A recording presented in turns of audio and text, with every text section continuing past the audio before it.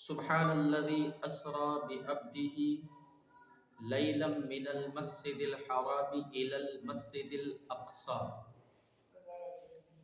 پاک ہے وہ ذات جو لے گیا اپنے بندے کو راتوں رات مسجد حرام سے یعنی خانہ کعبہ سے مسجد اقصی یعنی بیت المقدس تک۔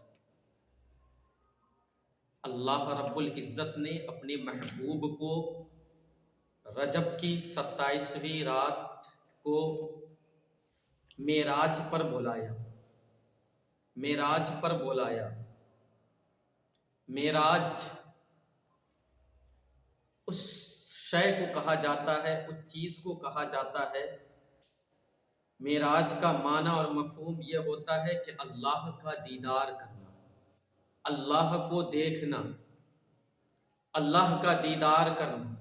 اللہ نے اپنے محبوب کو بلایا، حضرت جبرائیل علیہ السلام کو حکم دیا کہ جاؤ میرے محبوب کو میری بارگاہ میں بلا لے آؤ،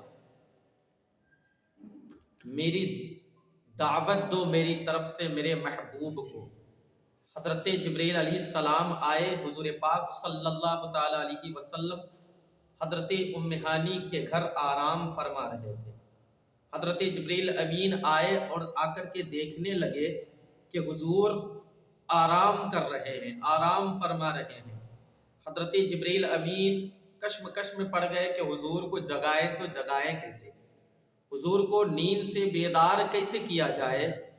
حضرت جبرائیل امین کشمکش میں ہے۔ حضرت جبرائیل امین سوچ رہے ہیں کہ اللہ کا حکم ہوا، اے جبرائیل میرے محبوب کے قدم کو بوسہ دے کر کے میرے محبوب کو جگاؤ، میرے محبوب کو جگاؤ، میرے محبوب کے قدم کو بوسہ دے کر کے۔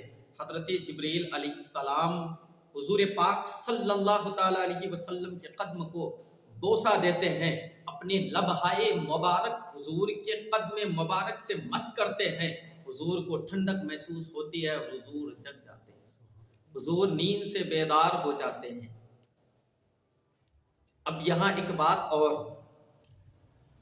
ایک نقطہ اور سن لیجئے۔ علماء نے کہا ہے انبیاء ان کی آنکھیں سوتی ہے، دل جاگتا ہے۔ تو کچھ کہیں گے کہ کیا حضور کو نہیں پتا تھا کہ جبرائیل علیہ السلام آئیں گے، یا حضور نہیں جانتے تھے کہ جبرائیل علیہ السلام آئیں گے؟ میں کہوں گا بالکل جانتے تھے، لیکن شان محبوبیت دکھانی تھی اللہ کو، لوگوں کو بتانا تھا کہ او لوگوں، او میرے محبوب کی شان کو گھٹانے والوں، ذرا آنکھیں کھول کے ان روایات کو پڑھ لیا کرو، ان تواریخ کو پڑھ لیا کرو، ان واقعات کو پڑھ لیا کرو۔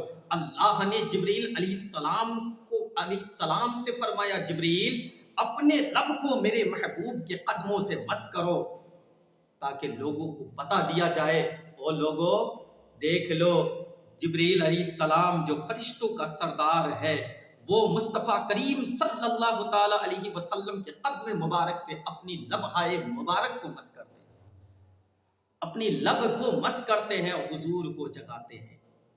حضرات محترم، حضرت جبرائیل علیہ السلام آتے ہیں، بلا تمثیل وہ آتے ہیں، حضور کو جگاتے ہیں۔ جگانے کے بعد حضور کو غسل دیا جاتا ہے، پھر حضور کو ساتھ لے کر کے جنتی سواری پر سفر شروع ہو جاتی ہے۔ مسجد اقصی پہنچتے ہیں، بیت المقدس پہنچتے ہیں، وہاں تمام انبیاء موجود ہوتے ہیں۔ حضرت آدم علیہ السلام سے عیسیٰ روح اللہ تک سارے کے سارے انبیاء وہاں موجود ہوتے ہیں۔ وہاں حضور پاک صلی اللہ تعالی علیہ وسلم نے امامت کی، امامت فرمائی، گویا کہ دنیا کو یہ میسیج دے دیا کہ بظاہر تو محمد رسول اللہ بعد میں آئے ہیں، لیکن امام وہی ہے، امام وہی ہے، وہی سیدی ولد آدم ہے، وہی تمام اولاد آدم، یہاں کے حتیٰ کہ حضرت آدم علیہ السلام کے سردار بھی وہی ہیں، کیونکہ امامت کے حق سردار ہی کو ہوتا ہے۔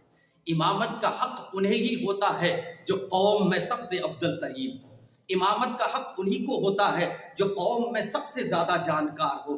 इमामत का हक उन्हीं को होता है जो कौम में सबसे ज्यादा मुत्तकी और परहेजगार हो।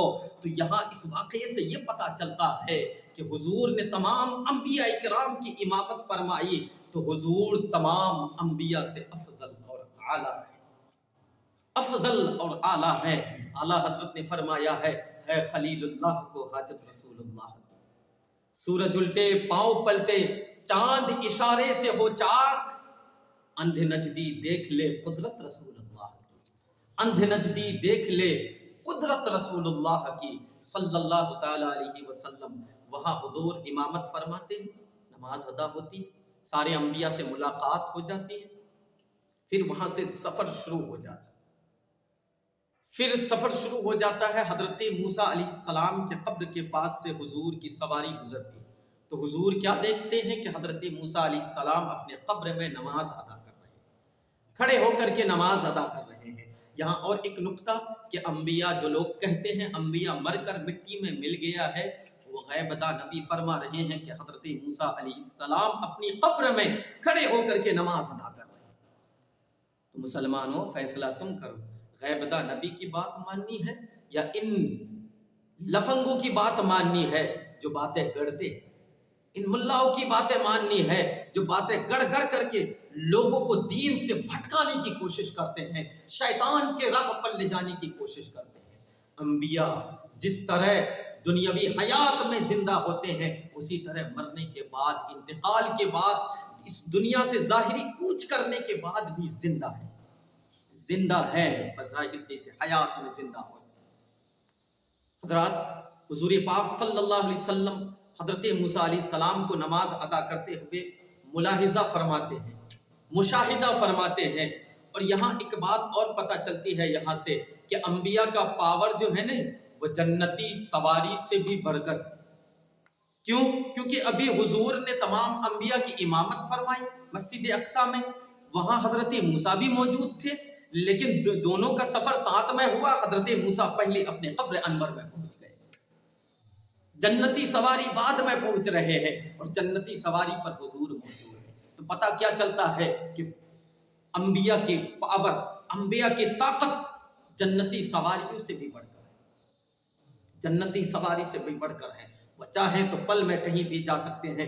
कुछ लोग कहते हैं कि तुम नबी को पुकारते हो, वो आते हैं, हमारा ये अकीदा है कि हम नबी के नाम पर महफिल सजाते हैं, मीलाद सजाते हैं, तो हमारे आका हमारी मीलादों में शिरकत फरमाते हैं, वो तशरीफ़ ले आते हैं, वो तशरीफ़ ले आते हैं, बताते खुद वो तशरीफ़ ले आते हैं।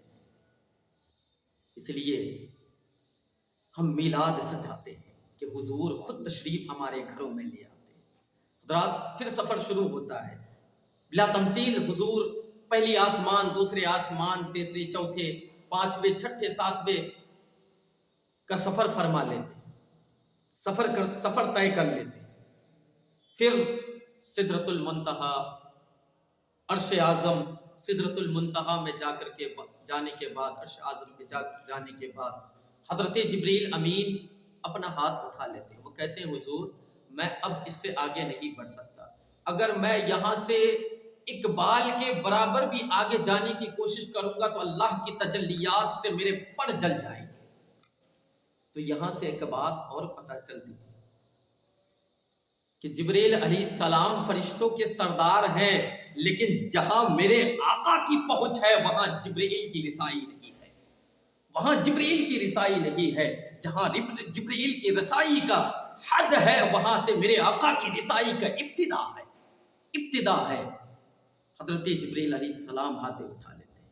एक बात और कि जब आका सल्लल्लाहु ताला अलैहि वसल्लम मेराज में तशरीफ़ ले गए, उम्मे हानी के घर जिस बिस्तर पर आराम फरमा रहे थे आका, जब वापस आए तो वो बिस्तर भी गर्म था, वो बिस्तर भी गर्म था।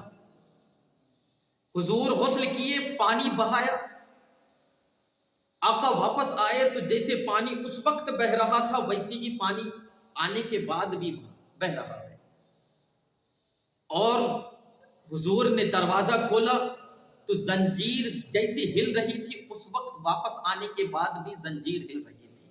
और उलमा फरमाते हैं हुजूर उस रात में کروڑ ہر سال صرف اللہ رب العزت کا دیدار کرتے رہے، پھر تمام انبیاء سے ملاقات، جنت و دوزخ کا سیر، جنت و دوزخ کا سیر، تمام انبیاء سے ملاقات، اتنی مدت کے بعد بھی زنجیر ہلتی رہی، ام ہانی کے گھر کا بستر گرم رہا، پانی بہتا رہا، ماجرا کیا ہے؟ ریزن کیا ہے؟ وہی تو ریزن ہوگا نا کہ اتنی مدت کے بعد بھی پانی ابھی تک بہ رہا ہے، بستر ابھی بھی گرم ہے، حالانکہ اگر کوئی انسان اٹھے بستر سے تو مشکل سے 5 منٹ تک وہ بستر گرم رہتا ہے، ہوا چلتی ہے وہ بستر ٹھنڈا ہو جاتا ہے، ٹھنڈا پڑ جاتا ہے، لیکن کروڑ ہا سال حضور صرف اللہ رب العزت کا دیدار کرتے رہے، لیکن بستر گرم ہے ابھی۔ واپس آنے کے بعد پتہ کیا چلتا ہے؟ اس سے پتہ یہی چلتا ہے کہ جب حضور کائنات سے نکل گئے، اس کائنات سے باہر گئے، تو کائنات کا نظام وہی کے وہی رک گیا، وہی کے وہی دھرا رہ گیا، کائنات کا نظام رک گیا۔ تو اسی لیے تو بریلی کا امام پکار اڑتا ہے، وہ جو نہ تھے تو کچھ نہ تھا، وہ جو نہ ہو تو کچھ نہ ہو، جان ہے وہ جہان کی جان ہے تو جہان ہے، حضور ہے تو جہان کی جان ہے، اگر حضور نہیں ہے تو اس جہان کی جان ہی نہیں ہے۔ اس واقعے سے یہی پتا چلتا ہے نا، حضور جیسے ہی اس جہان سے باہر تشریف لے جاتے ہیں، اس جہان کا نظام وہی رک جاتا ہے۔ تبھی تو بستر اتنے عرصے تک گرم رہا، تبھی تو پانی اتنے عرصے تک بہتا رہا، تبھی تو زنجیر ہلتی رہی۔ کیوں؟ کیونکہ نظام وہی رک گیا تھا، جیسے ہی دوبارہ حضور تشریف لے آئے ویسے ہی نظام دوبارہ اسٹارٹ ہو گیا۔ جہاں نظام رکا تھا کائنات کا، وہیں سے نظام دوبارہ شروع ہو گیا۔ نظام جیسے ہی دوبارہ شروع ہوا تو وہ پل بھر کا وقت ہے نا، اور پل بھر میں بستر گرم نہیں، ٹھنڈا نہیں ہوگا، پانی پورا نہیں بہہ سکتا، زنجیر بھی ہلتی رہے گی، کیونکہ جیسے ہی حضور اس کائنات کے اس جہان سے باہر گئے ویسے ہی کائنات کا نظام رک گیا۔ کائنات کے نظام کو اللہ نے اپنے محبوب کے لیے روک لیا۔ حضور معراج پر گئے، معراج پر گئے، اللہ کا دیدار فرمایا۔ حضور نے خود ارشاد فرمایا، جب میں اللہ کا دیدار کیا تو اللہ نے اپنا دست قدرت میرے سینے پر رکھا اور مجھے ٹھنڈک سی محسوس ہوئی، جیسے کہ اس کے شان کے لائق اس کا دست قدرت ہے، اس کی شان کے لائق اس کے دست قدرت ہے۔ اللہ نے دست قدرت کو میرے سینے پر رکھا اور مجھے ٹھنڈک محسوس ہوئی۔ اللہ نے اسی رات ہم گنہگار امتیوں کے لیے اللہ نے اپنے محبوب کو ایک حسین تحفہ عطا کیا، تحفہ عطا فرمایا۔ وہ تحفہ کیا ہے مسلمانوں؟ وہ تحفہ نماز ہے، وہ تحفہ نماز ہے۔ اللہ نے 50 وقت کی نماز سب سے پہلے عطا کی۔ پھر حضور آئے، حضرت موسیٰ سے ملاقات ہوئی، حضرت موسیٰ کہنے لگے کہ اللہ نے آپ کو کیا تحفے میں عطا کیا؟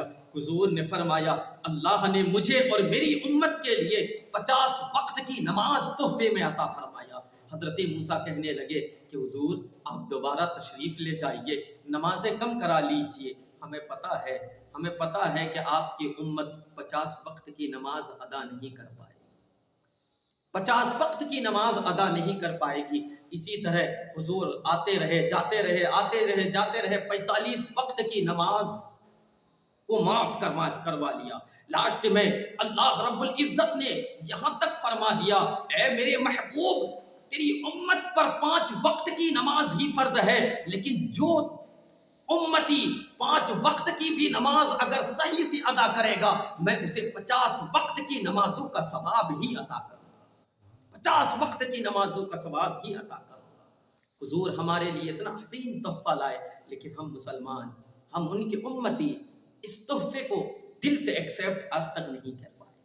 ہماری نمازیں قضا ہو رہی ہے، ہمیں فکر ہی نہیں ہے ہماری نمازوں کا، ہمیں فکر ہی نہیں ہے کہ ہماری نمازیں ضائع ہو رہی ہیں۔ اس لیے مسلمانوں، نمازوں کو 5 وقت کی نمازوں کو اس کے ٹائم پر ضرور پڑھا کرو۔ حضور معراج کی رات سے تشریف لے آئے، حضور نے فرمایا، آنے کے بعد لوگوں سے کہا کہ رات میں معراج میں گیا تھا، مسجد حرام سے مسجد اقصیٰ کا سفر کیا۔ معترضین نے اعتراض کر دیا کہ اتنا لمبا سفر ایک ہی رات کے اندر کیسے ہو سکتا ہے؟ لوگوں نے اعتراض کرنا شروع کر دیا کہ یہ ہو ہی نہیں سکتا، یہ پاسبل ہی نہیں ہے، یہ ممکن ہی نہیں ہے، اعتراض کرنے لگ گئے کہ یہ ہو ہی نہیں سکتا۔ لیکن وہ غیب داں نبی حضور پاک صلی اللہ علیہ وسلم نے فرمایا کہ ہم معراج میں گئے تھے، حضور نے فرمایا معراج میں گئے تھے تو بالکلی طور پر گئے تھے۔ ہمارا یہ عقیدہ ہے کہ حضور بظاہر جسم کے ساتھ، جو ظاہری جسم ہے اس جسم کے ساتھ معراج میں تشریف لے گئے تھے۔ جب یہ بات کو لے کر کے ایک آدمی حضرت ابو بکر صدیق کے بارگاہ میں لے کر کے پہنچتے ہیں اور کہتے ہیں او صدیق، تمہارا محبوب کہتا ہے کہ وہ رات ہی رات میں مسجد حرام سے مسجد اقصیٰ کا سفر کر لیا، کیا تم اس بات میں بھی ان کی تصدیق کرو گے؟ تو صدیق اکبر آئے اور آ کر کے کہنے لگے کہ واقعی میں اگر میرا محبوب ایسا کہتا ہے تو میرا محبوب سچا ہے اور صادق ہے، میرا محبوب سچ کہتا ہے، اور یہ بات تم بھی جانتے ہو کہ میرا محبوب سچ کہتا ہے، لیکن تم ماننے کو تیار نہیں، تم مانتے نہیں ہو۔ لوگوں نے اعتراض کر دیا، لوگ کہنے لگے کہ چلو ہم آپ کی بات کو مان لیتے ہیں کہ آپ رات میں مسجد حرام سے مسجد اقصیٰ گئے ہیں، حضور اس سے پہلے کبھی مسجد اقصیٰ نہیں گئے تھے۔ تو لوگوں نے اعتراض کر دیا کہ آپ بتائیے کہ مسجد اقصیٰ میں کتنی کھڑکیاں ہیں، کتنے گیٹ ہیں، کتنے دروازے ہیں، مسجد اقصیٰ کے رنگ روگن کیسے ہے، نقش نگار کیسا ہے مسجد اقصیٰ کا؟ حضور سے یہ سوالات کرنے لگ گئے۔ اللہ نے اپنے محبوب کے لیے پورا مسجد اقصیٰ کو اٹھا کر کے محبوب کے سامنے لا کر کے کھڑا کر دیا، اور اللہ نے فرما دیا اے محبوب بتاتے جائیے کہ مسجد اقصیٰ میں اتنی کھڑکیاں ہیں، اتنے گیٹ ہیں، مسجد اقصیٰ کا رنگ روگن ایسا ہے، مسجد اقصیٰ کا نقشہ ایسا ہے، مسجد اقصیٰ کا ڈیزائن ایسا ہے، مسجد اقصیٰ کا ڈیزائن ایسا ہے۔ حضور پاک صلی اللہ علیہ وسلم معراج میں تشریف لے گئے، اور معراج سے ہم تمام گنہگار امتیوں کے لیے ایک حسین تحفہ لے آیا۔ وہ تحفہ نماز ہے دوستو، اس لیے وقت پر نہ ہو سکے کم سے کم 5 وقت کی نماز تو وقت پر ادا کرو۔ میں یہ نہیں کہتا کہ آپ اپنی معاشی زندگی میں بھی دخل اندازی یہ کرو، یہ اپنی معاشی زندگی کو چھوڑ دو، اپنے کاروبار کو چھوڑ دو، نہیں، بالکل اپنے کاروبار کو بھی کرتے رہو اور وقت پر 5 وقت کی نماز پابندی کے ساتھ ادا کرتے رہو، پابندی کے ساتھ نماز کو ادا کرتے رہو، کیونکہ نماز فرض العین ہے، تمام افضل العبادات نماز